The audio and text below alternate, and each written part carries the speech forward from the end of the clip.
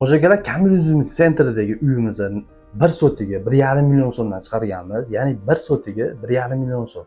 Bu yerda 5,5 soti bor. Oz-moz kami bor. Xudo o'zi gaplashib, agar oladigan odam bo'lsa, bemalol bizga aloqaga chiqsanglar bo'ladi. Kommunizm ayollar madrasasidan shu yetganingizda shu soy tomonga, chap qo'lga ko'cha bor. Tushganingizda 3-uy, lekin uyni egasi emas, uyni egasi sotib olgan, yarmini olgan. Endi bu egasi o'zi aslida Rossiyada. Dadasi nomiga qizil dokumentlar qilib qo'ygan. Dokumentda umuman muammo yo'q. Bemalol oladigan odamlar sirazi telefon qilinglar, xudo o'zi chiroyli narxlarda qildirib beraman. 1 sotiga 1,5 million so'm. 1 million 300 larga kelishib qolsa bo'ladi, xudo xolasa. Oladigan odamlar srochniy aloqaga chiqinglar. Bu uy sotiladi, xudo xolasa.